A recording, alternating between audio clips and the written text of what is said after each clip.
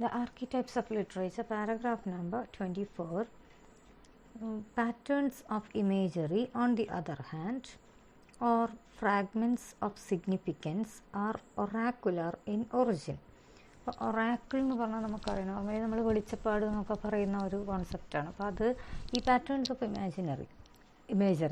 Patterns of imagery or fragments of significance, ഇതിങ്ങനെ ചില imagery വരിക, അവരുടെ അപ്പം നമുക്കറിയാം ആ രൂപങ്ങൾ എങ്ങനെയാണ്, അവരുടെ വസ്ത്രധാരണം, അപ്പോൾ അതിലെല്ലാം ഉള്ളൊരു ഡിഫറൻസ് നമുക്ക് കാണാം. അതിലൊരു കുറേ പാറ്റേൺസും പിന്നെ fragments of significance are oracular in origin and derive from the epiphanic moment, the flash of instantaneous comprehension with no direct reference to time, the importance of which is indicated by Cassirer in language and myth. Cassirer എന്ന് പറയുന്ന ആൾ language and Mittal ഇത് എഴുതിയിട്ടുണ്ട്. അതായത് ഈ ഒറാക്കുലർ in origin എന്ന് പറയുന്നുണ്ട്. അപ്പോൾ ആ എപ്പിഫനിക് മൊമെൻറ്റ്, എപ്പിഫനി എന്ന് പറഞ്ഞാൽ manifestation or appearance of divine or super human being. എപ്പിഫനിക്കാണ്. നമ്മളിപ്പം ഓരോ ഒറാക്കിൾസ് ആയാലും മറ്റുള്ള തെയ്യം എന്നുള്ള കലാരൂപമൊക്കെ ഒരു ഗോഡ്ലി ഇമേജാണ്. അത് എപ്പിഫനിക് ആയിട്ടാണ് അതിനെ പറയുന്നത്. So the flash of instantaneous comprehension with no direct reference to time, the importance of which is indicate. ഇതിൻ്റെയൊക്കെ ഇമ്പോർട്ടൻസ് ആണ് ഈ പറഞ്ഞ ലാംഗ്വേജ് ആൻഡ് മിത്ത് എന്ന് പറഞ്ഞ ബുക്കിൽ എഴുതിയിട്ടുള്ളത്.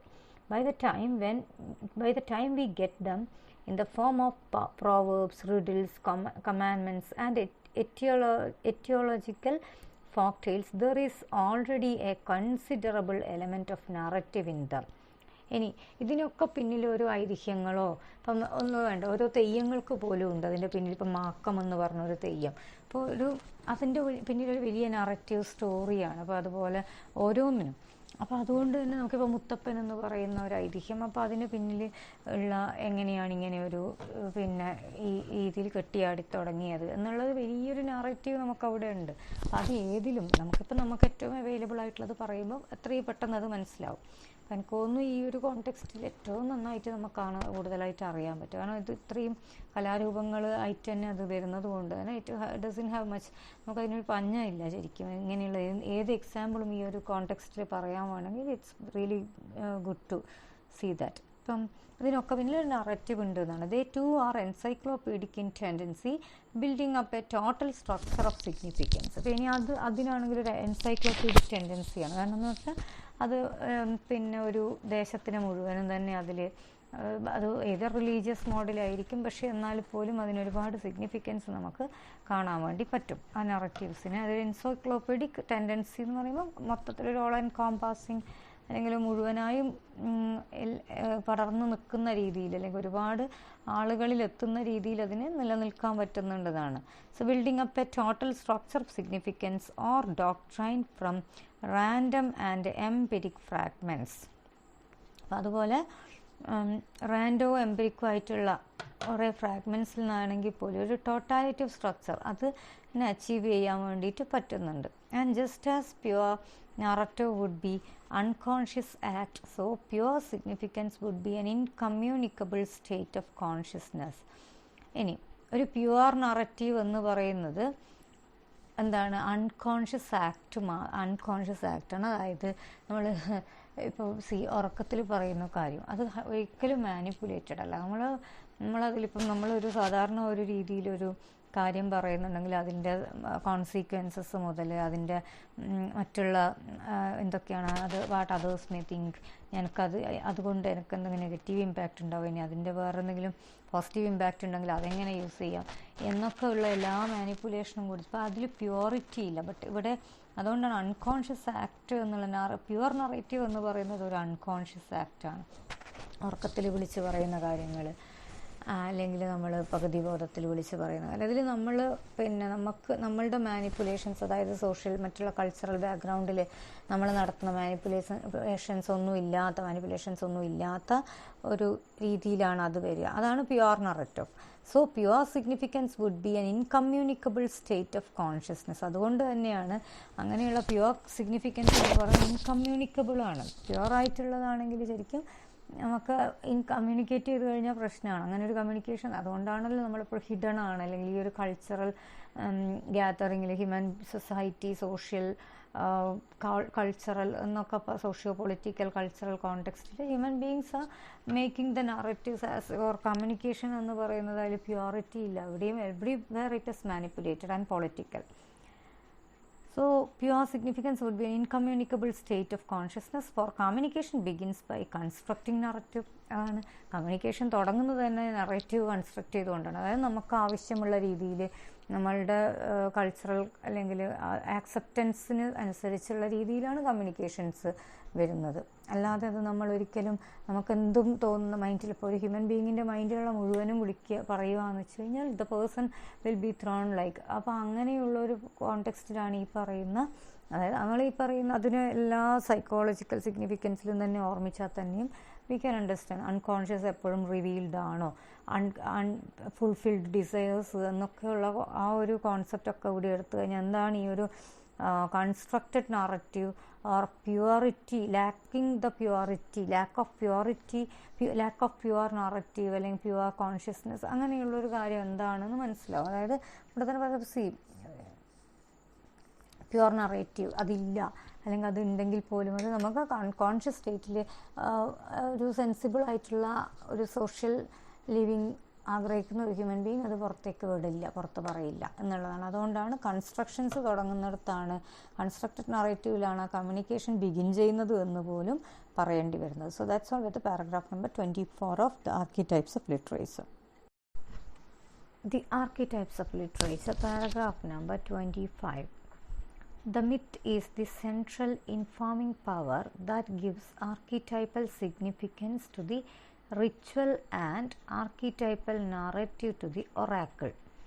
ഇനി മിത്തിലേക്ക് വരണം. മിത്ത് ക്രിറ്റിസിസം എന്ന് പറഞ്ഞിട്ട് ഈ ഒരു ഇതെല്ലാം ഹൈലി കണക്റ്റഡ് ആണ്. അപ്പോൾ ഈ മിത്ത് എന്ന് പറയുന്നത് central informing power that gives archetypal significance to the ritual and archetypal narrative to the oracle. അപ്പോൾ ഇങ്ങനെ ആർക്കിടൈപ്പ് റിലേറ്റഡ് ആയിട്ടുള്ളതിനൊക്കെയും റിച്വൽസ് ആവട്ടെ നറേറ്റീവ്സ് ആവട്ടെ അതിനൊരു സിഗ്നിഫിക്കൻസ് എന്നുള്ള രീതിയിൽ പല മിത്തുകൾ, അതിൻ്റെ എല്ലാം പിന്നിലൊരു മിത്ത്, ഐതിഹ്യം, അതിൻ്റെ ബേസിസിൽ എന്ത് ചെയ്യുന്നു, റിച്വൽസും അതുപോലെ നറേറ്റീവ്സും ഒക്കെ കൊണ്ടുവരാം. ഒറാക്കിളിന് നറേറ്റീവ് ആണെങ്കിൽ പിന്നെ എന്താണ് റിച്വൽസ്, ആർക്കിടൈപ്സിന് some rituals connected with some archetypes, ഇങ്ങനെ ഇതിനൊക്കെയും പിന്നിലൊരു ഐതിഹ്യം ഉണ്ടായിരിക്കുക എന്നുള്ളൊരു രീതി.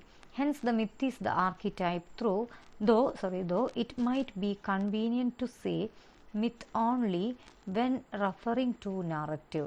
ഇത് തന്നെയാണ്, അതായത് ആർക്കിടൈപ്പ് തന്നെയാണ് മിത്ത്. പക്ഷെ എന്താണ് അത് നമ്മളൊരു നറേറ്റീവിനോട് പറയുമ്പോഴാണ് മിത്ത് എന്നുള്ള രീതിയിൽ, ഐതിഹ്യം എന്ന് പറയുമ്പോൾ ആ ഒരു ഓർമ്മിച്ച് നോക്കുക. അപ്പോൾ അതിന് പിന്നിലൊരു സ്റ്റോറി, ഒരു നറേറ്റീവ് സ്ട്രക്ചർ അതിനുണ്ടെങ്കിലാണ് അതിന് മിത്ത് എന്ന് പറയുക. ആർക്കിടൈപ്പ് എന്ന് പറയുമ്പോൾ നമുക്ക് പെട്ടെന്നൊരു പാറ്റേൺ, എന്തെങ്കിലും ഒരു റിക്കറിങ് ഇമേജ്, അത് മാത്രമേ വേണ്ടൂ. പക്ഷെ ഇവിടെ ഒരു പിന്നെ നറേറ്റീവിനോട് കണക്ട് ചെയ്യുമ്പോൾ അതിനെ മിത്ത് എന്ന് വളരെ എളുപ്പത്തിൽ, അല്ലെങ്കിൽ നമുക്ക് വളരെ കൺവീനിയൻ്റ്ലി അതിനെ വിളിക്കാം. And archetype when speaking of significance that is it, myth only when referring to a narrative, and archetype when speaking of significance. ഇതെന്തിനെ പ്രതിനിധാനം ചെയ്യുന്നു എന്നൊക്കെ പറയണമെങ്കിൽ ഏറ്റവും നല്ലത് ആർക്കിടൈപ്പ് എന്ന് പറയുന്ന ടേം. അപ്പോൾ അത്രയും റിലേറ്റഡ് ആണ്. പക്ഷെ ഒരു നറേറ്റീവ് സ്ട്രക്ചറിലേക്ക്, നറേറ്റീവ് ഫ്രെയിമിലേക്ക് ഇതിനെ എടുക്കുമ്പോൾ നമ്മളതിനെ മിത്ത് എന്ന് വിളിക്കാൻ ആണ് കൂടുതൽ ഒരു മാച്ച് തോന്നുന്നത്, അല്ലെങ്കിൽ കംഫർട്ട്, അല്ലെങ്കിൽ convenience. So in the solar cycle of the day, the seasonal cycle of the year, and the organic cycle of human life, there is a single pattern of significance out of which myth constructs a central narrative around a figure who is partly the sun, partly vegetative fertility, and partly a god or archetypal human being. ഇങ്ങനെയാണ് നമ്മളുടെ പല രീതിയിലുള്ള, അതായത് ഇപ്പം ഒരു seasonal solar cycle of the day, seasonal cycle of the year, അല്ലെങ്കിൽ organic cycle of human life, ഇങ്ങനെ ഏതിൽ ഇതൊരു സിംഗിൾ പാറ്റേൺ ഓഫ് സിഗ്നിഫിക്കൻസ്. ഇങ്ങനെ ഓരോന്ന് എടുക്കുമ്പോഴും ഔട്ട് ഓഫ് വിച്ച് ഈ മിത്തിനെ, അതായത് ഇത് കണക്ട് ചെയ്തിട്ട് എന്ത് ചെയ്യുന്നതാണ് ഒരു central narrative around A figure, അതിനെ ഒരു ഫിഗറിൻ്റെ ഇതിലേക്ക് കൊണ്ടുവരിക. അതായത് അവരുടെ ലൈഫിന് കണക്ട് ചെയ്തിട്ടോ, partly the sun, partly vegetative fertility, partly a god or archetypal human being. അതായത് ഇപ്പം സേ ഫോർ എക്സാമ്പിൾ ഇപ്പോൾ മുത്തപ്പൻ എന്ന് പറയുന്ന ഐതിഹ്യത്തിൽ അതിൽ എല്ലാം വരുന്നുണ്ട്. അതായത് ഇതിൽ ബിഗിനിങ്ങിൽ എന്താണ് ഒരു സാധാരണ ലൈഫ് തുടങ്ങി, പിന്നീട് അത് ഒരുപാട് പ്രോബ്ലമാറ്റിക് ലൈഫ് കാണിച്ച് പിന്നെ എന്ത് ചെയ്യുന്നതാണ് ഒരു ഗോഡ്ലി ഇമേജിലേക്ക് വരും. അപ്പോൾ ഇങ്ങനെ ഒരു എന്താ പറയുക ഒരു പാറ്റേൺ ആയിട്ട് ഇതിങ്ങനെ പോവുകയാണ്. ആ കൺസ്ട്രക്ഷൻ മിത്ത് കൺസ്ട്രക്ട് ചെയ്യുകയാണ്. ഇതിനൊരു സെൻട്രൽ നറേറ്റീവ് ഉണ്ട്, ഒരു ഫിഗർ. അപ്പോൾ അതിനിങ്ങനെ ഏത് സിഗ്നിഫിക്കൻസും വരും. ഒരു vegetable fertility, partly god, archetypal human being. അപ്പോൾ ഇങ്ങനെയാണ് നമ്മളതിനെ കൺസ്ട്രക്ട് ചെയ്തെടുത്ത് കൊണ്ടുവരുന്നത്. അപ്പോൾ വളരെ എന്താ പറയുക പ്ലാൻഡ് ആയിട്ടുള്ള ഒരു രീതിയിലാണ് ഈ ആർക്കിടൈപ്പൽ സിംബൽ ഇങ്ങനെ ഫങ്ഷൻ ചെയ്യുന്നത്. The crucial importance of this myth has been forced on literary critics by Young and Fraser in particular, but the several books now available on it are not always systematic in their approach, for which reason I supply the following table of its phases.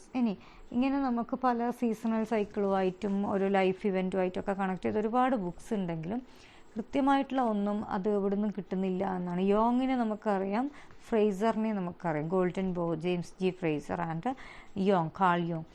ഇവരുടെ ഇതിലുള്ള contributions വളരെ കൃത്യമായിട്ട് അല്ലെങ്കിൽ വളരെ നല്ല രീതിയിൽ തന്നെയാണ്. But ഈ സീസണൽ സൈക്കിൾസിനെ എങ്ങനെയാണ് ഹ്യൂമൻ ലൈഫുമായിട്ടും അതുപോലെ പലതരത്തിലുള്ള ജാനാസുമായിട്ടും കണക്ട് ചെയ്യാന്നുള്ള വളരെ കൃത്യമായിട്ടുള്ള ഒരു പാറ്റേൺ ആക്കിയിട്ടാണ് ഇവിടെ നമുക്ക് മുന്നിൽ ഫ്രൈ അവതരിപ്പിച്ചിട്ടുള്ളത്. 4 തരത്തിൽ, അതായത് ഒരു seasonal cycle, okay, the dawn, spring and birth phase, ഇതിനെ കണക്ട് ചെയ്യുന്നത്. അതായത് myths of the birth of the hero, of revival and resurrection, of creation, and because the 4 phases are a cycle, of the defeat of the powers of darkness, winter and death, subordinate characters, the father, the mother, the archetype of romance, and of most dithyrambic and rhapsodic poetry. ഇവിടെ Don എന്ന് പറയുമ്പോൾ ഒന്നാലോചിച്ച് നോക്കുക. അതായത് ആദ്യത്തത് cyclic day സൈക്കിളാകുമ്പോൾ Don, അതായത് പ്രഭാതം. പിന്നെ വരുന്നത് നമ്മുടെ അതായത് 3 നമ്മളിപ്പോൾ ഓൾറെഡി പറഞ്ഞിട്ടുണ്ട്, cycle off day, seasonal cycle. അടുത്തത് വരുന്നത് സീസണൽ സൈക്കിൾ. അപ്പോൾ സീസണൽ സൈക്കിളിനെ ഈ പാറ്റേണിൽ സിഗ്നിഫൈ ചെയ്യുന്നത് സ്പ്രിംഗ് ആണ്, സ്പ്രിംഗ് ടൈമാണ്. ഓക്കെ, പിന്നെ എന്ത് ചെയ്യുവാണ്, അത് കഴിഞ്ഞിട്ട് organic cycle of human life. അപ്പോൾ അവിടെ ഹ്യൂമൻ ലൈഫിൻ്റെ ഓർഗാനിക് സൈക്കിളിൽ ഏതാ വരിക, ബേർത്താണ്, അതായത് ബേർത്ത് ഓഫ് ദി ഹീറോ. എന്നിട്ട് നമ്മൾ എന്ത് ചെയ്യുവാണ്, അവിടെ myth of the birth of the hero അത് വരുന്നു. പിന്നെ of revival and resurrection, of creation and of the defeat of the powers of darkness, winter and death. ഇങ്ങനെയാണ് നമ്മൾ ഈ രീതിയിൽ ആദ്യത്തെ ആ ഒരു പാറ്റേൺ കാണിക്കുക. അപ്പോൾ അതെങ്ങനെ സബോർഡിനേറ്റ് ക്യാരക്ടേഴ്സായിട്ട് ഫാദറും മദറും അതിലുണ്ടാവും. Archetypes of romance and of most dithyrambic and rhapsodic poetry, വളരെ പിന്നെന്താ പറയുക എന്തൂസിയാസ്റ്റിക് ആയിട്ടുള്ള പോർട്രേയിലായിരിക്കും ഇത് ആർക്കിടൈപ്പിൽ വരും. അപ്പോൾ നമ്മൾ അതിനെ പാറ്റേൺ ആക്കേണ്ടത് ആ രീതിയിലാണ്. ജസ്റ്റ് ഇതിന് വളരെ നല്ല രീതിയിലൊരു പാറ്റേൺ ആയിട്ട് ചെയ്യാൻ പറ്റും. അതായത് നമ്മൾ ടൈറ്റിലായിട്ട് solar cycle of the day, seasonal cycle of the year, organic cycle of human life എന്നും ലാസ്റ്റ് ടൈപ്പ് ഓഫ് ജാന എന്നും കൊടുത്തു കഴിഞ്ഞാൽ തന്നെയും ഇതിന് വളരെ കൃത്യമായിട്ടുള്ളൊരു പാറ്റേൺ നമുക്ക് ഫോം ചെയ്യാൻ പറ്റും. അതായത് ഒന്നാമത്തത് ഡോൺ, പകൽ. ഇപ്പോൾ സ്പ്രിങ് ആണ് സീസണൽ സൈക്കിളായിട്ട് വരുന്നത്. അതുപോലെ ബേർത്ത് ഫേസ്, അത് എന്തുകൊണ്ടാണ് എന്തൂസിയാസമായിട്ടുള്ള എല്ലാ കാര്യങ്ങളും പറഞ്ഞു. അതിൽ സബോർഡിനേറ്റ് ക്യാരക്ടേഴ്സായിട്ട് ഫാദറും മദറും വരുന്നതിൻ്റെ സിഗ്നിഫിക്കൻസും. Archetype of romance and most of dithyrambic and rhapsodic. Romance എന്ന് പറയുമ്പോൾ നമുക്കറിയാം അതിൽ എത്രമാത്രം വൈബ് ഉണ്ട് എന്നുള്ളത്. അപ്പോൾ അതുപോലെയാണ് ഡൈത്തറാമ്പിക് പോയട്രി, റാപ്സോഡിക് പോയട്രി, ഇതിലൊക്കെ വളരെ പോസിറ്റീവ് എനർജിയാണ്. സെക്കൻഡ് വൺ ദ സെനിത്ത്, ഈ പിന്നെ സൂര്യൻ ഉച്ചസ്ഥായിൽ നിൽക്കുക കത്തിജ്വലിച്ച് നിൽക്കുന്ന ടൈം ഓർമ്മിച്ച് നോക്കുക. അതാണ് സൈക്കിൾ ഓഫ് ദ ഡേ. അത് seasonal cycle of the year പറയാച്ച സമ്മറായിട്ട് കാണിക്കും. അതിൽ വരുന്ന organic cycle of human being എന്താണ്, ബർത്ത് കഴിഞ്ഞ് പിന്നീട് വരുന്ന മാരേജ് ആൻഡ് ട്രയംഫ് ആണ്. Okay, marriage or triumph phase, അതായത് ഒന്നിക്കിൽ ഹീറോ യുദ്ധം ജയിച്ചിട്ടൊക്കെ വരുന്ന പോലത്തെ, അല്ലെങ്കിൽ മാരേജും അതിലെ പോസിറ്റീവായിട്ടുള്ള കുറേ പോർട്രയൽസൊക്കെ വരുന്ന പോലത്തെ വർക്ക്സ്. അപ്പോൾ myth of apotheosis of the sacred marriage and of entering in to paradise. മറ്റതിൽ മിത്ത്, അതായത് ഫസ്റ്റിൽ തന്നെ നമ്മൾ ആ ഒരു മിത്ത് റിലേറ്റഡ് ആർക്കിടൈപ്സ് ഏതാണെന്ന് പറഞ്ഞിട്ടില്ലായിരുന്നു. അതായത് defeat of the powers of darkness, winter and death. അതുകൊണ്ടാണ് ആദ്യത്തതിൽ ഇത്രയും എന്തൂസിയസം വൈബ് വരുന്നത്. അപ്പോൾ അതേപോലെയാണ് ഇവിടെ. ഇവിടെ ആർക്കിടൈപ്പ് എന്ന് പറയുന്നത് എൻ്ററിങ് ടു പാരഡൈസ് ഇസ് ഈ marriage and entering in to paradise ആണ് ഇവിടുത്തെ ഒരു സാക്രഡ് മാരേജ് എന്നൊക്കെയുള്ളതാണ് അതിൻ്റെ മിത്ത്. പിന്നെ വരുന്നത് സബോർഡിനേറ്റ് ക്യാരക്ടേഴ്സ് ഈ ഒരു ഫേസിലും വേണം. അത് കമ്പാനിയനും ബ്രൈഡും ഒക്കെയാണ് അവരെ അതിൻ്റെ സബോർഡിനേറ്റ് ക്യാരക്ടറായിട്ട് വേണമെങ്കിൽ പറയാൻ പറ്റുക. ഇത് ആർക്കിടൈപ്പ് ഏതാണ്? അപ്പോൾ അതുപോലെ അത് ഏതിൻ്റെ ആർക്കിടൈപ്സ് ആയിട്ടാണ് ഇത് ഫങ്ഷൻ ചെയ്യുക, അല്ലെങ്കിൽ ലിറ്റററി ടൈപ്പ് ഏറ്റവും സ്യൂട്ട് ചെയ്യുന്നത് കോമഡി, പാസ്റ്ററൽ ആൻഡ് ഇഡിൽ. നമുക്കറിയാം IDL ഇങ്ങനെയാണ് അതിൻ്റെ പാറ്റേൺ വരിക. ഇനി തേർഡ് വൺ എന്ന് പറഞ്ഞാൽ സൺസെറ്റാണ്, സൂര്യാസ്തമയമായി. അപ്പോൾ അത് സിഗ്നിഫൈ ചെയ്യുന്നത് solar cycle of the day എന്ന് പറയുന്നത് സൺസെറ്റും, seasonal cycle of the year എന്ന് പറയുന്നത് ഓട്ടം, ഇലയൊക്കെ കൊഴിയുന്ന പോലത്തെ സീസൺ. അപ്പോൾ അതിന് organic cycle of human life ഏതാണ്? ഡെത്താണ് അതിൽ വരുന്നത്. ഇപ്പോൾ myth of fall and dying god എന്നൊക്കെയാണ് അതിൻ്റെ ഇത് വരിക. Fall, dying god and violent death and sacrifice and of isolation of the hero. ഇതൊക്കെ ഇതിൽ വരാൻ പറ്റുന്ന പോർട്രയൽസ് ആണ്. അപ്പോൾ സബോർഡിനേറ്റ് ക്യാരക്ടേഴ്സ് എന്ന് പറയുന്നത് ഒന്നുകിൽ ട്രേറ്റർ ആയിരിക്കും, അല്ലെങ്കിൽ the siren. The archetype of tragedy and elegy. അത് ഏറ്റവും സ്യൂട്ട് ചെയ്യുന്നത് ട്രാജഡിക്കും എലിജിക്കുമാണ് അതിൻ്റെ ഇത് വരിക. പിന്നെ ലാസ്റ്റ് ആയിട്ടുള്ളതാണ് ദ ഡാർക്ക്നെസ്. സൺസെറ്റും കഴിഞ്ഞിട്ടാണ് ഡാർക്ക്നെസ്. അപ്പോൾ അത് ആണ് solar cycle of the day. Solar cycle of the year എന്ന് പറയുന്നത് വിൻ്ററാണ്. വിൻ്ററിനെ എപ്പോഴും ഈ വെസ്റ്റേൺ തോട്ടിൽ എപ്പോഴും അതിന് നെഗറ്റീവായിട്ടാണ്, അല്ലെങ്കിൽ കുറച്ചും കൂടി പ്രോബ്ലമാറ്റിക് ആയിട്ടുള്ള ടഫ് സ്റ്റേജ് ആയിട്ടാണ് കാണിക്കുന്നത്. ആൻഡ് ഡിസൊല്യൂഷൻ ഫേസ് ആണ് last. Organic cycle of human life എന്ന് പറയാച്ചാൽ ഡിസൊല്യൂഷൻ, അതായത് എല്ലാം ഉപേക്ഷിച്ചും ഈ ഒരു രീതിയിൽ പോകുന്ന ഡെത്തും ആഫ്റ്റർ, അതിന് ശേഷമുള്ള ഒരു നമ്മൾ പറയുന്നൊരു കോൺസെപ്റ്റ് അതാണ് myth of the triumph of these powers. ഇതിൻ്റെയൊക്കെ അതായത് ഡാർക്ക്നെസ്സിൻ്റെ ഒക്കെ ട്രയംഫാണ്. അത് myths of floods and the return of chaos, of the defeat of the hero, ഇതൊക്കെയാണ് ഇതിൽ പ്രതിനിധാനം ചെയ്യുക. ആൻഡ് ഗൊട്ടർഡാമറങ്ക് മിത്സ് എന്നാണ് അതിന് പറയുന്നത്. മിത്ത് എന്ന് പറയുന്നത് ആ ഒരു പേരിലാണ് കാണിക്കുന്നത്. SUBORDINATERDAMMERUNG. സബോർഡിനേറ്റ് ക്യാരക്ടേഴ്സ് എന്ന് പറയുന്നത് ഓർഗ് ആൻഡ് ദി വിച്ച്. ഇതിലേറ്റവും വളരെ പ്രോബ്ലമാറ്റിക് ആയിട്ടുള്ള ഒരു സിമ്പിൾസ് ആണ് അല്ലെങ്കിൽ ആർക്കിടൈപ്സ് ആണ് വിച്ചിൻ്റെയും ഓർഗിൻ്റെയും ഒക്കെ. അപ്പോൾ അതാണ് വരുന്നത്. ഇതിന് പറ്റുന്ന ജാന എന്ന് പറയുന്നത് സറ്റയറാണ്. സറ്റയർ എന്ന് പറയുമ്പം ഒരു lack of serious, something is missing. Anyway അതിനൊരിക്കലും ഒരു ട്രാജഡിയുടെയോ അല്ലെങ്കിൽ അങ്ങനെ ഒരു ലൈറ്റ് വേ ഓഫ് പോർട്രയൽ അല്ല. അപ്പോൾ അതുകൊണ്ടാണ് ഏകദേശം ഒരു ഡിസൊല്യൂഷൻ, സംതിങ് ലൈക്ക് ഒരു ലൈറ്റനിങ് ആണ്.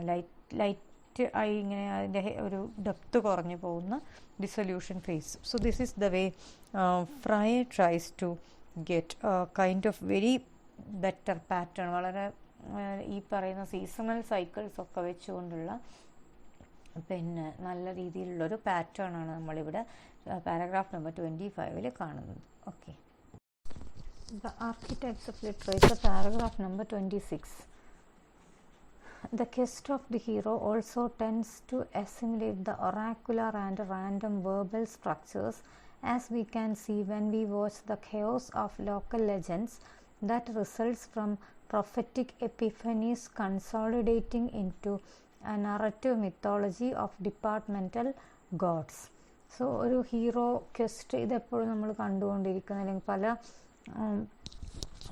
മിത്ത് റിലേറ്റഡ് ആയിട്ടുള്ള അല്ലെങ്കിൽ ഐതിഹ്യങ്ങളിലും കാണുന്നൊരു രീതിയാണ്. അതായത് quest of the hero. Hero is not at all always in a peaceful state. എപ്പോഴും they are in one way or other. ഒന്നിക്കൽ ക്വസ്റ്റ് ഫോർ ജസ്റ്റിസ് ആയിരിക്കും, അല്ലെങ്കിൽ to find justice, to find truth, ഇങ്ങനെയുള്ള കുറേ ഹീറോസ്. ഇപ്പോൾ അതുപോലെ തന്നെയാണ് we watch the chaos of local legends that results from prophetic epiphanies.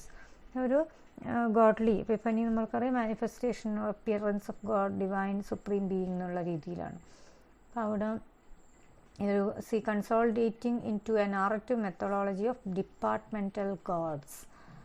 പിന്നെ in most of the higher religions this is in turn has become the same central quest myth that emerges from ritual as the Messiah myth became the narrative structure of the oracles of Judaism. ഇപ്പം lower ലെവലിലുള്ള religions ആണെങ്കിൽ അതിൽ ഈ oracles ഒക്കെ ആയിട്ട് വരുന്നതിന് കുറച്ച് higher റിലീജിയനിലാണെങ്കിൽ അത് ക്വസ്റ്റ് മിത്തൊക്കെ ആയിട്ട് അങ്ങനെ ഒരു റിച്വലൊക്കെ ആയിട്ട്, അതായത് മിഷിയ മിത്തൊക്കെ വരുന്നത് പിന്നെ ഹയർ റിലീജിയനിൽ വരുമ്പോൾ, അതേസമയം ജുദായിസത്തിൽ എന്ത് കാണിക്കുകയാണ്, അതൊരു ഒറാക്കിളിൻ്റെ മോഡൽ, അതിൻ്റെ അതേ കാര്യങ്ങളിലേക്ക് ചിലപ്പോൾ ഇതേപോലെ തന്നെ ഒരു ഹീറോ അവരുടെ ക്വസ്റ്റ് ഇതൊക്കെ തന്നെയായിരിക്കും കാണിക്കുക. പക്ഷെ അത് ഈ രീതിയിൽ ചിലപ്പോൾ അതിൻ്റെ ഒന്നിലോ അതിൽ വ്യത്യാസങ്ങൾ വരുന്നത് ഈ രീതിയിലാണ്. അതായത് ഇപ്പം ഈവൻ ഈ പറഞ്ഞ തെയ്യം എന്ന് പറയുന്നൊരു കലാരൂപം പോലും അത് കാസ്റ്റ് വൈസ് ഡിഫറൻസസ് പോലും ഉണ്ട്. ഇപ്പം ഹയർ കാസ്റ്റിലുള്ള ആൾക്കാരുടെ രീതിയിൽ, പിന്നെ ഏറ്റവും എല്ലാവർക്കും ഒരു പോപ്പുലർ കൾച്ചർ എന്നുള്ള രീതിയിലേക്ക് വരുമ്പോൾ ആ രീതിയിലായാലും പറയാം. അല്ലാണ്ട് തന്നെ പല വേർഷൻസ് വരുമ്പോൾ ചിലതെന്ന് പറഞ്ഞാൽ വളരെ കാഷ്വൽ ആയിട്ടുള്ള രീതിയിലാണ് നമുക്ക് തോന്നുക. It's not like something religious ആയിട്ടുള്ള അല്ലെങ്കിൽ ഭക്തി എന്നുള്ള കോൺസെപ്റ്റ് ഒന്നും തോന്നാത്ത രീതിയിൽ അങ്ങനെയുള്ള അവതരണങ്ങൾ വരാറുണ്ട്. അപ്പോൾ അതുകൊണ്ടാണ് ഈ രീതിയിൽ അത് ഡിപ്പാർട്ട്മെൻ്റൽ ഗോഡ്സ് എന്ന് പറയുന്ന reason. A local flood may beget a folk tale by accident, but a comparison of flood stories will show how quickly such tales become examples of the myth of dissolution. ഒരു myth, ഒരു local flood, അതായത് folk tales ഒക്കെ ചിലപ്പോൾ മാറി വരാം. പക്ഷെ അവിടെ തന്നെയും എന്ത് ചെയ്യുവാണ്, ചിലപ്പോൾ quickly such tales become examples of the myth of dissolution. അപ്പോൾ അതുവരെ ഉണ്ടായിരുന്ന കുറേ ഫോക്ക് ടെയിൽസ് ചിലപ്പോൾ അത് ഒരു മിത്തൊക്കെ ആയിട്ട് പിന്നീട് വരുന്ന രീതിയിൽ കാണാൻ പറ്റും. Finally the tendency of both ritual and epiphany to become encyclopaedic is realised in the definitive body of myth, which constitutes the sacred scriptures of religions. അതാണ് പറഞ്ഞത്. Finally the tendency of both ritual and epiphany, റിച്വലിനും എപ്പിഫനിക്കും എന്താണ് ഒരു എൻസൈക്ലോപീഡിക്കായി മാറാനുള്ള ഒരു tendency, അതായത് both ritual and epiphany to become encyclopaedic is realised in the definitive body of myth which constitutes the sacred scriptures of religions. ഇതൊക്കെ തന്നെയാണ് പിന്നീട് പല റിലീജിയണിൻ്റെയും സേക്രഡ് സ്ക്രിപ്ചേഴ്സ് ആയിട്ട് മാറുന്നത്. അപ്പോൾ അതായത് ചിലപ്പോൾ പല റിച്വൽസ് എല്ലാം ആയിട്ട് തുടങ്ങുന്നതായിരിക്കും. അതുപോലെ എപ്പിഫനി, ഈ രീതിയിലുള്ള മാനിഫെസ്റ്റേഷൻസ്, ഇതൊക്കെ പിന്നീട് എന്തായി മാറാം, ആ ഒരു വലിയ സ്ക്രിപ്ചേഴ്സ് പോലും റിലീജിയൻസിനെ റെപ്രസെൻറ്റ് ചെയ്യുന്ന അല്ലെങ്കിൽ റിലീജിയൻസിനോട് റിലേറ്റഡ് ആയിട്ട് നിൽക്കുന്ന ഏറ്റവും ഹയർ ലെവലിൽ നിൽക്കുന്ന അത്രയും കണക്റ്റഡ് ആയിട്ടുള്ള സ്ക്രിപ്ചേഴ്സിന് പോലും രൂപം നൽകാൻ ഇത്തരം റിച്വൽസിനൊക്കെ പറ്റിയിട്ടുണ്ട് എന്നുള്ളതാണ്. So these sacred scriptures are consequently the first documents that the literary critic has to study to gain a comprehensive view of this subject. ഇനി ഒരു റിട്ടൺ ഫോമിൽ നമ്മൾക്ക് ഇങ്ങനെയുള്ള കാര്യങ്ങൾ വേണമെങ്കിൽ നമ്മൾ ഈ സ്ക്രിപ്ചേഴ്സിനെ തന്നെയാണ്, അതായത് ലിറ്റററി ക്രിട്ടിക്കൊക്കെ ആണെങ്കിൽ അവരിപ്പം ഇതിന് മുന്നേ ഉണ്ടായിരുന്ന മിത്തും അല്ലെങ്കിൽ എവിടെ നിന്നാണ് ഇത് വന്നത് എന്നൊന്നും നമുക്ക് പെട്ടെന്ന് ആക്സസ് കിട്ടുന്നത് ഈ പറയുന്ന റിട്ടൺ അല്ലെങ്കിൽ പ്രിൻറ്റഡ് ഫോർമാറ്റിലുള്ള സ്ക്രിപ്ചേഴ്സ് തന്നെയായിരിക്കും. After he has understood their structure, then he can descend from archetypes to jhanas and see how the drama emerges from the ritual side of myth and lyric from the epiphanic or fragmented side. അതിന് ശേഷം അത് അങ്ങനെയൊന്ന് ആ മനസ്സിലാക്കലിന് ശേഷം എന്ത് ചെയ്യാൻ പറ്റും, ആ സ്ട്രക്ചർ കൃത്യമായിട്ട് മനസ്സിലാക്കിയതിന് ശേഷം then he can descend from archetypes to genre. അപ്പോഴാണ് ഇതിനൊക്കെയും പല അതിന് ആ റിലീജിയൻ റിലേറ്റഡ് ആയിട്ടുള്ള പല റിച്വൽസും ആയിട്ടും ബന്ധമുണ്ട് എന്ന് കണ്ടുപിടിക്കാനും. അപ്പോൾ അങ്ങനെ എന്ത് ചെയ്യാൻ പറ്റും, അവർക്ക് they can descend from archetype to genre. ആ ആർക്കിടൈപ്സിന് ആ ആർക്കിടൈപ്സ് എത്രമാത്രം ഈ ജാന ഈ പറയുന്ന സ്ക്രിപ്ചേഴ്സിനൊക്കെ കോൺട്രിബ്യൂട്ട് ചെയ്തിട്ടുണ്ട് എന്ന് മനസ്സിലാക്കുക. അപ്പോൾ അതൊരു ഡിസെൻറ്റാണ്. ഡിസെൻറ്റ് ഫ്രം വൺ, അവിടുന്ന് തുടങ്ങി പിന്നീട് ജാനയിലേക്ക് വരാം അവർക്ക്. പക്ഷെ ആദ്യം ഈ പറയുന്ന ഒരു സ്ട്രക്ചേർഡ് ആയിട്ടുള്ള സ്ക്രിപ്ചർ അവർക്ക് കിട്ടണം, അല്ലെങ്കിൽ അവർ അത് തന്നെയാണ് മെയിൻലി ഡിപ്പെൻഡ് ചെയ്യുക. And see how the drama emerges from the ritual side of myth and lyric from the epiphanic or fragmented side. അപ്പോൾ ഇങ്ങനെ ഇതിൽ നിന്നൊക്കെ തന്നെയാണ് ഈ ഒരു വലിയ ഫോർമാറ്റിലേക്ക് വരുന്നത് എന്നാണ്. While the epic carries on the central encyclopedic structure. EPIC എന്നുള്ളതിന് ഒരു സെൻട്രൽ എൻസൈക്ലോപീഡിക് സ്ട്രക്ചർ ഉണ്ട്. കാരണം നമുക്കറിയാം എപ്പിക് എന്നുള്ളതും ഒരു ഡ്രാമ എന്നുള്ള ആ ഴാനൊന്നുമല്ല. ശരിക്കും ഇവിടെ പറയുന്നത് ഏത് റിലീജിയൻ്റെ പോലും സ്ക്രിപ്ചേഴ്സിന് പോലും ഹിഡൻ ആയിട്ട് അല്ലെങ്കിൽ അതിന് പുറത്ത് കാണാത്ത അത്രയും റിച്വൽസും അല്ലെങ്കിൽ അതുപോലെയുള്ള എപ്പിഫനി സ്റ്റോറീസൊക്കെ ആയിട്ട് കണക്ഷൻ ഉണ്ട്. അപ്പോൾ one is hidden for the time being എന്നുള്ളതാണ്. ഇപ്പോൾ ഫ്ലഡ് എങ്ങനെയാണ് ഫോക്ക് ടെയിൽസ് ചിലപ്പം ഒരു കാലഘട്ടത്തിൽ മറഞ്ഞു പോകും, അതേസമയം അതിൽ നിന്നല്ലേ അതുമായിട്ട് റിലേറ്റഡ് ആയിട്ടുള്ള മിത്തുകൾ പിന്നീട് വരുന്നതായിട്ട് കാണാം. മിത്ത് ഓഫ് ഡിസൊല്യൂഷൻ നമ്മൾ അതേപോലെ തന്നെയാണ് സ്ക്രിപ്റ്റേഴ്സിന് കോൺട്രിബ്യൂട്ട് ചെയ്യാൻ വേണ്ടി ഓൾറെഡി ആ റിലീജിയൻ്റെ പല റിച്വൽസും പ്രാക്ടീസസും ഒക്കെ ഉണ്ട്. പക്ഷെ നമ്മളൊരു ലിറ്റററി ക്രിട്ടിക് എന്നുള്ള രീതിയിൽ ലിറ്റററി ക്രിറ്റിസിസത്തിന് അറ്റംപ്റ്റ് ചെയ്യുമ്പോൾ we have this scriptures at hand, right. അപ്പം അങ്ങനെ ആ സ്ക്രിപ്റ്റേഴ്സ് പഠിച്ചു വരുമ്പോഴാണ് നമുക്ക് അതേ റിലീജിയനുമായിട്ട് ബന്ധപ്പെട്ടുള്ള മറ്റ് ആചാരങ്ങൾ അനുഷ്ഠാനങ്ങൾ നമുക്ക് ഓൾറെഡി ചിലപ്പോൾ we may be aware of that. പക്ഷെ നമ്മൾ അപ്രോച്ച് ചെയ്യുന്നത് ആദ്യം ഈ ടെക്സ്റ്റിനെയാണ്. സോ നമുക്ക് എന്ത് ചെയ്യാൻ പറ്റും, വീണ്ടും ഒന്നിൽ നിന്ന് തുടങ്ങുക എന്ന് പറയുന്ന പോലെ then we can go back to these archetypes or അങ്ങനെയുള്ള ആ കാര്യങ്ങളിലേക്ക് പോയിക്കൊണ്ട് ഈ ജാന എങ്ങനെ വരുന്നു എന്ന് നമുക്ക് മനസ്സിലാക്കാൻ വേണ്ടി പറ്റും. അപ്പോൾ ഇതേപോലെയാണ് നമുക്കിപ്പോൾ എപ്പിക്ക് ട്രാജഡി എന്ന് വരുന്നത് ആ രീതിയിൽ പറയാമെന്ന് വെച്ചാൽ അങ്ങനെ അതാണ് ഒന്നിൽ നിന്നൊന്ന് മറ്റൊരു ജാന വരുന്നത് നമ്മൾ കാണുന്നുണ്ട്. അതേപോലെയാണ് ഈ ഒരു എൻസൈക്ലോപീഡിക് സ്ട്രക്ചർ എന്ന് പറയുന്നതിന് ഈ രീതിയിൽ നമ്മൾ കാണുന്നത്. സോ ഒന്നിൽ നിന്ന് മറ്റ് പല ആർക്കിടൈപ്സിൽ നിന്ന് തന്നെ ഈവൻ സ്ക്രിപ്റ്റേഴ്സ് പോലും വരുന്നുണ്ട് എന്ന്. ആർക്കിടൈപ്സിൻ്റെ ഇമ്പോർട്ടൻസ് പറയാൻ വേണ്ടിയിട്ടാണ് actually this paragraph is getting devoted by Fryer. Thank you. The Archetypes of Literature, paragraph number 27. Some words of caution and encouragement are necessary before literary criticism has clearly staked out its boundaries in these fields. ഇതൊരു തരത്തിൽ പറഞ്ഞാൽ ഒരുപാട് ബൗണ്ടറീസിനെ അല്ലെങ്കിൽ ബൗണ്ടറീസിനെ ഉടച്ചിട്ട് വേണം ഈ ഒരു literary criticism ഈ രീതിയിലേക്ക് മുന്നോട്ട് പോകാൻ. അതൊരു words of caution and encouragement are necessary for that before literary criticism has clearly staked out its boundaries in these fields. ആ ബൗണ്ടറീസിനെ ശരിക്കും അങ്ങനെ മാറ്റുമ്പോഴും അതിന് അത്രയും എന്ത് വേണം, കോഷൻസും കാര്യങ്ങളും വേണം. പിന്നെ it is a part of the critic's business to show how all literary genres are derived from the quest myth, but the derivation is a logical one within the science of criticism. The quest myth will constitute the first chapter of whatever future handbooks of criticism may be written that will be based on enough organized critical knowledge to call themselves introductions or outlines and still be able to live up to their titles. അപ്പോൾ അതിൽ ഒന്ന് പറയുന്നത് it is a part of the critic's business. ആ ക്രിട്ടിക്കിൻ്റെ ഒരു ഡ്യൂട്ടിയാണ് to show how all literary genres are derived from the quest myth. ഏത് type literary ജാനും ഒരു ക്വസ്റ്റ് മിത്ത് അതിൻ്റെ പിന്നിൽ ഒരു മോട്ടീവായിട്ട് ഉണ്ടാവും എന്നാണ് പറയുന്നത്. ഓക്കെ, അതെന്താ കാര്യം എന്ന് വെച്ചാൽ നമുക്കൊന്ന് ആലോചിച്ച് നോക്കാം.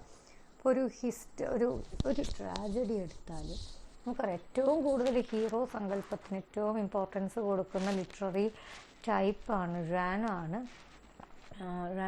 ഇത് ട്രാജഡി. അപ്പോൾ അത് എപ്പോഴും ഒരു ക്വസ്റ്റ് മിത്ത്. ക്വസ്റ്റ് എന്ന് പറഞ്ഞാൽ നമുക്ക് just searching for something material quest മാത്രമല്ല. ഒന്നിക്കലത് ഈ പറയുന്ന റിഡൻസിനാവാം, മുക്തി, മോക്ഷം, ഇങ്ങനെയുള്ള കുറേ കോൺസെപ്റ്റുകൾ അല്ലെ, സെർച്ച് ഫോർ ട്രൂത്ത്, എന്തിലും. അപ്പോൾ എന്താ വെച്ചാൽ നമുക്കറിയാം ഒരു ഹീറോനെയും ഇതുവരെയും ഈ പറഞ്ഞ പോലെ വളരെ പീസ്ഫുള്ളായിട്ടുള്ള ഒരു രീതിയിലല്ല. അവരെപ്പോഴും always they are in trouble or they are trying to sort out something. അത് ട്രാജഡിയിലാണെങ്കിൽ അത് അൾട്ടിമേറ്റ്ലി അവരുടെ ഡൂമിലേക്കായിരിക്കും. അല്ലാത്ത കേസിലായാലും ഇപ്പോൾ നമ്മൾ നോർമലി വളരെ പ്ലെയിൻ പോർട്രേയൽ ലൈഫ് ഇവൻറ്റ്സ് ഒക്കെ പോർട്രേ ചെയ്യുന്ന ഏത് കാര്യത്തിലും നമുക്കൊരു സെൻട്രൽ ഫിഗർ ഉണ്ടാവും. അവർ always there will be in somewhere or other in trouble. അപ്പോൾ ഇതാണ് ആ രീതിയിൽ. അപ്പോൾ ആ ഒരു ക്വസ്റ്റ് മിത്ത് എന്ന് പറയുന്നത് നമ്മളൊരു ടെൻഡൻസിയാണ്. ഒരാളുടെ ഒരു ആ ക്വസ്റ്റ് കാണിച്ചുകൊണ്ട് തന്നെയാണത് നമുക്ക് അല്ലെങ്കിൽ നമ്മുടെ life as a whole it's like that. So that is the way these portrayals also come. But the derivation is a logical one within the science of criticism.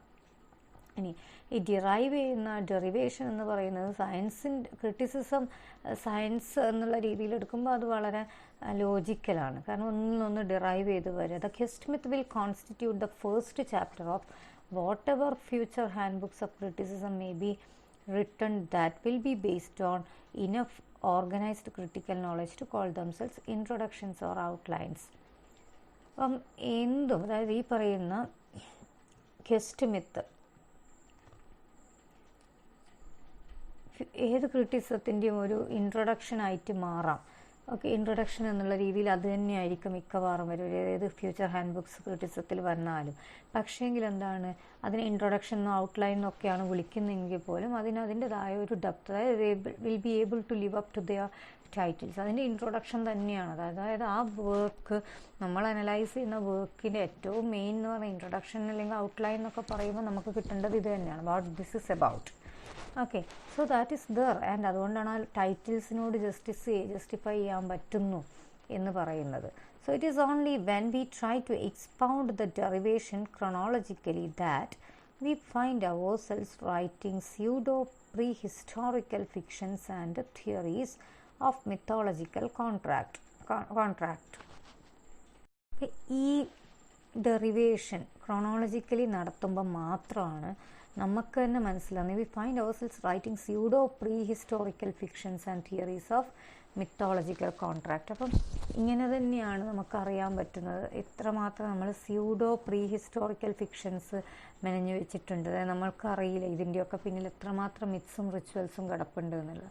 അപ്പോൾ ഇതിന് നമ്മൾ എക്സ്പ്ലോർ ചെയ്യുമ്പോൾ തന്നെയാണ് നമുക്കത് മനസ്സിലാവുന്നത്. Again, because psychology and anthropology are more highly developed sciences, the critic who deals with this kind of material is bound to appear for some time a dilettante of those subjects. പിന്നെ ഈ രീതിയിൽ പറയത്തൊക്കെയാണ് സൈക്കോളജിയും ആന്ത്രപ്പോളജിയും ഒക്കെ എന്താണ് കുറച്ചും കൂടി developed ആയിട്ടുള്ള sciences ആണ്. അപ്പോൾ ആ ഒരു അതിൽ അപ്പോൾ ഇങ്ങനെ ഒരു ക്രിട്ടിക് എന്താണ്, who deals with this kind of material is bound to appear for some time a dilettante of those subjects. അപ്പം ഈ ഭാഗങ്ങൾ എന്ന് പറഞ്ഞാൽ ഓൾറെഡി ഡെവലപ്ഡ് ആണ്. അതായത് അതിൻ്റെതായ മെത്തേഡും കാര്യങ്ങളും അനാലിസിസും ഒക്കെ വളരെ പ്രോപ്പറായിട്ട് ഡിഫൈൻഡ് ആയിരിക്കും. അപ്പം അങ്ങനെയുള്ളിടത്ത് ക്രോണോളജിയും സെർച്ച് ചെയ്ത് അല്ലെങ്കിൽ ഇതിൻ്റെ പിന്നിൽ അല്ലെങ്കിൽ ഇതിന് നമുക്ക് മുന്നിലുള്ളൊരു തിയറീൻ്റെ പിന്നിൽ വേറെ എന്തെങ്കിലും ഉണ്ടോ, ജസ്റ്റ് ഇപ്പം ഒരു സ്ക്രിപ്ചർ എന്ന് പറഞ്ഞു കഴിഞ്ഞാൽ ഒതൻറ്റിക് ആയിട്ടുള്ളൊരു മെറ്റീരിയലായിട്ടാണ് എടുക്കുക, especially in the context of religious study. അപ്പോൾ അവിടെയാണ് നമ്മൾ അതിൻ്റെ പിന്നിൽ എന്തെങ്കിലും ഉണ്ടോ എന്ന് നോക്കി. അപ്പോൾ അവിടെ sometimes this kind of a critic who is in search of such background knowledges or അതിൻ്റെ പിന്നിലുള്ള ക്രോണോളജിക്കൽ സെർച്ച് അല്ലെങ്കിൽ അങ്ങോട്ടേക്ക് പിന്നിലേക്ക് പോയിട്ട് പിന്നീട് മുന്നിലേക്ക് വരിക, അതായത് അവിടെ നിന്നാണ് തുടങ്ങുന്നത് എന്നിട്ടാണ് ഈ വലുതിലേക്ക് വന്നത് എന്നുള്ള രീതി. അപ്പം അവിടെ എന്ത് ചെയ്യാം, sometimes the critic may sound like dilettante എന്ന് പറഞ്ഞാൽ പ്രൊഫഷണലിൻ്റെ ഡയറക്റ്റ് ഓപ്പോസിറ്റാണ്. ദാറ്റ് മീൻസ് ജസ്റ്റ് ഒരു കാഷ്വൽ ഇൻട്രസ്റ്റ് കൊണ്ട് ഒരു പഠിക്കാൻ പോകുന്നത് അല്ലെങ്കിൽ field out someone who dabbles a field out out of casual interest. അപ്പം ഒരു കാഷ്വൽ ഇൻട്രസ്റ്റ് കൊണ്ട് എന്തെങ്കിലും സബ്ജക്റ്റ് എടുത്ത് പഠിക്കുന്ന രീതി നമുക്ക് തോന്നുന്നത് അങ്ങനെയാണ്. Because they are in search of something നമ്മൾ ഡിഫൈൻഡ് ആയിട്ടുള്ള സ്ട്രക്ചറിൻ്റെ ഉള്ളിലല്ലാത്തതൊക്കെയാണ് ഇവർ പഠിക്കാൻ വേണ്ടി ശ്രമിക്കുക എന്നുള്ളൊരു തോന്നലുണ്ടാവും. അതായത് these two phases of criticism are largely undeveloped in comparison with the literary history and rhetoric, the reason being the later development of the sciences they are related to. പിന്നെ these two phases of criticism, അതായത് ക്രിറ്റിസത്തിൻ്റെ ഈ രണ്ട് faces ആണ്. ഒന്ന് വളരെ professionally അല്ലെങ്കിൽ scientific അതിൻ്റെ വെൽ ഡിഫൈൻഡ് ആയിട്ടുള്ള രീതിയിൽ പോവുക, അല്ലാത്തത് എന്ന് പറയുന്നത് ഇങ്ങനെ ഒരു സംതിങ് ബൗണ്ടറി ബ്രേക്ക് ചെയ്തുകൊണ്ടുള്ള പഠനങ്ങൾ. അപ്പോൾ അങ്ങനെ രണ്ട് രീതിയിൽ എടുക്കുക വെച്ചാലും ലാർജ്ലി അൺഡെവലപ്ഡ് ഇൻ കമ്പാരിസൺ വിത്ത് അത് ഹിസ്റ്ററി റെട്ടറിക്സിനെയൊക്കെ നോക്കുക വെച്ചാൽ പിന്നെന്താണ് ഒരുപാട് അൺഡെവലപ്ഡ് ആയിട്ടാണ് നമുക്ക് തോന്നുക.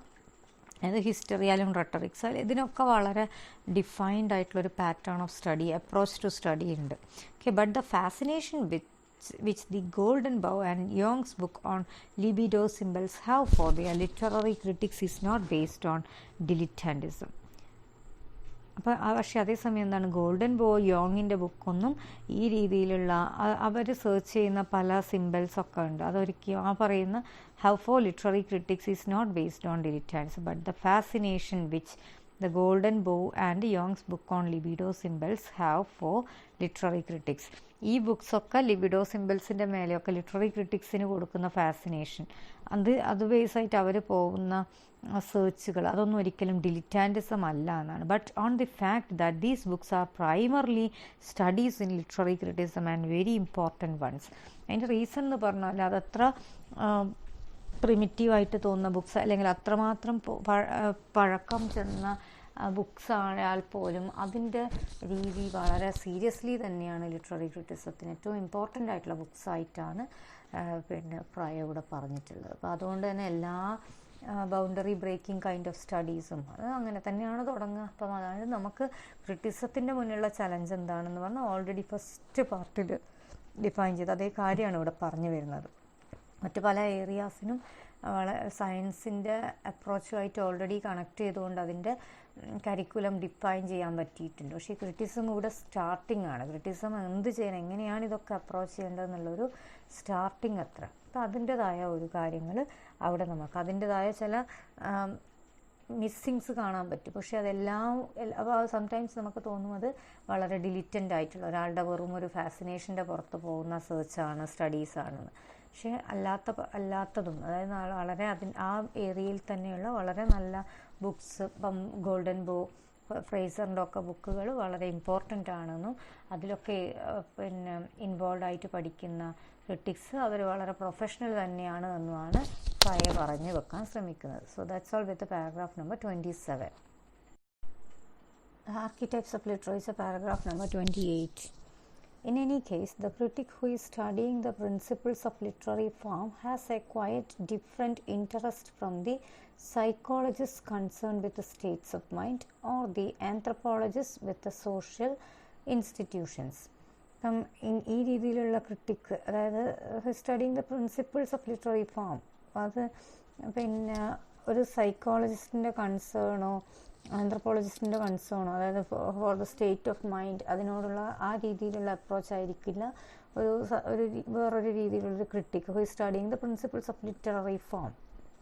എല്ലാവരും നടത്തുന്നത്, അവർ ട്രൈ ചെയ്യുന്നത് ആന്ത്രപ്പോളജിക്കൽ ക്രിറ്റിസം, സൈക്കോളജിക്കൽ ക്രിറ്റിസം, ഇങ്ങനെ തന്നെ ക്രിറ്റിസിസം തന്നെയാണ്. പക്ഷേ ഈ ലിറ്റററി ക്രിറ്റിസിസം ആകുമ്പോൾ അവരുടെ മൈൻഡിനെ പറ്റിയിട്ട് പഠിക്കാനുള്ള ഒരു അപ്രോച്ച്, സ്റ്റേറ്റ്സ് ഓഫ് മൈൻഡിനോട് പഠിക്കാനുള്ള ഒരു കൺസേൺ ഡിഫറെൻ്റ് ആയിരിക്കും. അതിൻ്റെ രീതികൾ അല്ലെങ്കിൽ അതിനോടുള്ള ഒരു അപ്രോച്ച് ഡിഫറെൻ്റ് ആയിരിക്കും എന്നാണ്. For instance, the mental response to narrative is mainly passive, to significance mainly active. So the mental response to narrative is mainly passive. അതായത് നമ്മളൊരു നറേറ്റീവിനോടുള്ള മെൻ്റൽ റെസ്പോൺസ് അത് അധികവും എന്തായിരിക്കും, പാസീവായിരിക്കും. പക്ഷേ അതേസമയം ഒരു സിഗ്നിഫിക്കൻസ്, ഒരു ഇവൻറ്റ് ലൈഫ്, നമ്മളിപ്പോൾ ഒരു വായനയിൽ അത് അധികം അങ്ങനെ പാസീവായിട്ട് തന്നെയാണ് കിടക്കുക, അത്രയും ആക്റ്റീവ് ആവണം എന്നില്ല. So from this fact, Ruth Benedict's patterns of culture develops a distinction between Apollonian cultures based on obedience to ritual and Dionysiac ones based on a tense exposure of the prophetic mind to epiphany. അത് ബുക്സിനെ പറ്റിയിട്ടാണ് പറയുന്നത്. Cultural patterns of culture develops a distinction between Apollonian cultures. ഈ രണ്ട് കാര്യങ്ങൾ, എപ്പലോണിയൻ and ഡയനോഷ്യസ് ആ കാര്യം, ആ ഒരു കോൺസെപ്റ്റ് അല്ലെങ്കിൽ ക്യാരക്ടർ റിലേറ്റഡ് ആയിട്ടുള്ള രീതിയിലാണത് മനസ്സിലാക്കേണ്ടത്. Critic who tend rather to note how popular literature which appeals to the inertia of the trained mind puts a heavy emphasis on narrative values, whereas a sophisticated attempt to disrupt the connection between the poet and his environment produces the Rimbaud type, RIMBAUD, Rimbaud type of illumination. Joyce's solitary epiphanies and Baudrillard's concept of nature as a source of oracles. Also, how literature, as it develops from the primitive to the self-conscious, shows a gradual shift of the poet's attention from narrative to significant values, this shift of attention being the basis of Schiller's distinction between naive and sentimental poetry. The last sentence, how literature, as it develops from the primitive to the self-conscious. അപ്പോൾ പ്രിമിറ്റീവിൽ നിന്ന് self conscious ആയിട്ടുള്ള വളരെ observation ലെവലിലുള്ള conscious ആയിട്ടുള്ള എഴുത്തുകൾ, അതിലേക്ക് വരുന്നത് എന്താണ്? So shows a gradual shift of the poet's attention from narrative to significant values. അപ്പം വെറും നറേറ്റീവിൽ നിന്നും മാത്രമല്ല എന്താണ് സിഗ്നിഫിക്കൻറ്റ് വാല്യൂസ് അതിനെ എങ്ങനെ നമുക്ക് ഒന്നിച്ച് കൂട്ടിയെടുക്കാം എന്നുള്ളത്. ഇത് shift to attention being the basis of Schiller's distinction between naive and sentimental poetry. ഇപ്പം വളരെ അറിയാതെ ഇങ്ങനെ നമ്മളിപ്പോൾ ഫോക്ക് ലോർസും ഫോക്ക് ടെയിൽസും ഇങ്ങനെയുള്ള കാര്യങ്ങളിൽ നിന്നും മാറി നമ്മൾ വളരെ സിഗ്നിഫിക്കൻറ്റ് വാല്യൂസ് കണക്ട് ചെയ്ത് പാറ്റേൺസ് ഫോം ചെയ്ത് അല്ലെങ്കിൽ ആർക്കിടൈപ്സിനെ കണ്ടെത്തിക്കൊണ്ടുള്ള എഴുത്തുകൾ. അപ്പോൾ അതാണ് അത് നെയ്വല്ല, അത് അവിടെ എന്താണ് വളരെ കോൺഷ്യസ് ആയിട്ടുള്ള റൈറ്റിങ്സിലേക്കാണ് വരുന്നത്. അതൊരു ഡെവലപ്പിംഗ് രീതിയിൽ തന്നെയാണ് അതിനെ നോക്കിക്കാണുന്നത്. Develops from the primitive to the self conscious. അത് നമുക്ക് കാലഘട്ടങ്ങൾ ചെല്ലുന്നതിന് ഈ രീതിയിലുള്ള മാറ്റങ്ങൾ കാണാൻ വേണ്ടി പറ്റും. റൈറ്റിങ്സിലായാലും അതേപോലെ തന്നെ ക്രിറ്റിസിസത്തിലായാലും ആ അപ്രോച്ചിൽ നമുക്ക് ഡിഫറൻസസ് കാണാൻ വേണ്ടി സാധിക്കും. So that's all with paragraph number 28.